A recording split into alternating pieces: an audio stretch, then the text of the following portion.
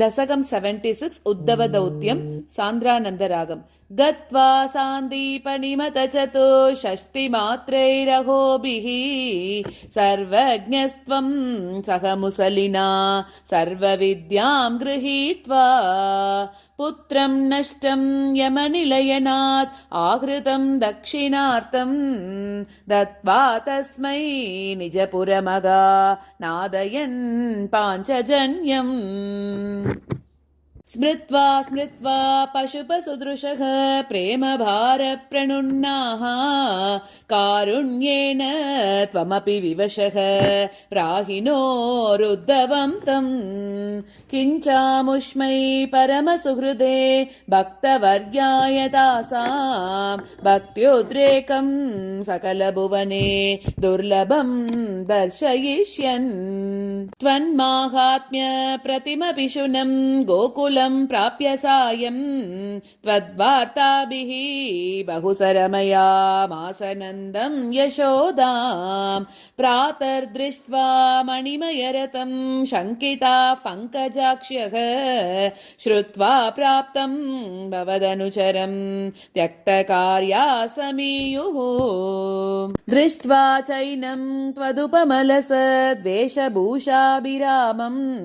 स्मृत्वा स्मृत्वा तव विलसितानि उच्चकैस्तानि तानि रुद्धालापा कथमपि पुनर्गद्गदां वाचमूचुः सौजन्यादि निजपरविदाम् अप्यलं विस्मरन्त्यः श्रीमन् किं त्वं पितृजनकृते प्रेषितो निर्दयेन क्वासौ कान्तो नगरसुदृशां हाहरे नातपायाः आश्लेषानामृतवपुषो हन्तते चुम्बनानाम् उन्मादानां कुहकवचसां विस्मरेत् कान्तकावाम् असक्रीडालुलितललितं विश्लदत् केशपाशं मन्दोद्भिन्न श्रमजलगनं लोभनीयं त्वदङ्गं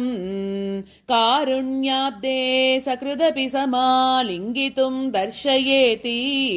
प्रेमोन्मादात् भुवनमदन त्वत्प्रिया स्वां विलेपुः एवं प्रायैर्विवशवचनैराकुला गोपिकास्ताः त्वत्सन्देशैः प्रकृतिमनयत् सोतविज्ञानगर्भैः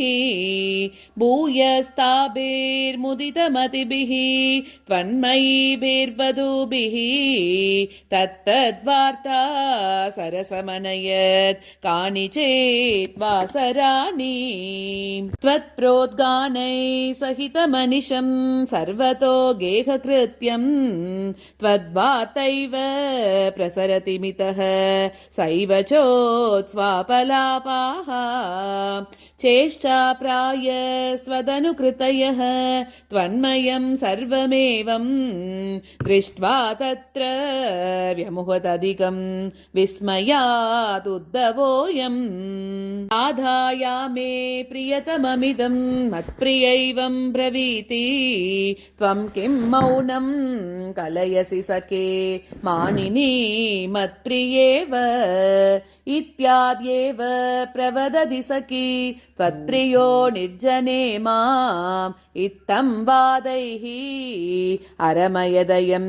त्वत्प्रियामुत्पलाक्षीम् येष्यामित्रागणुपगमनं केवलं कार्यभारात् विश्लेषेऽपि स्मरणदृढता सम्भवान् मास्तु खेदः ब्रह्मानन्दे मिलति न चिरात् सङ्गमो वा वियोगः तुल्यो वस्यादिति तव तव गिरा सोकरो निर्व्यतास्ताः एवं भक्ते सकलभुवने नेक्षिता न श्रुता वा किं शास्त्रौघैः किमिह तपसा गोपिकाभ्यो नमोऽस्तु इत्यानन्दाकुलमुपगतं गोकुलात् उद्धवं तं दृष्ट्वा हृष्टो गुरुपुरपते पाहि मामामयौगात् नारायण अखिल गुरो भगवन्नमस्ते सर्वत्र गोविन्दनाम संकीर्तनं गोविन्द गोविन्द।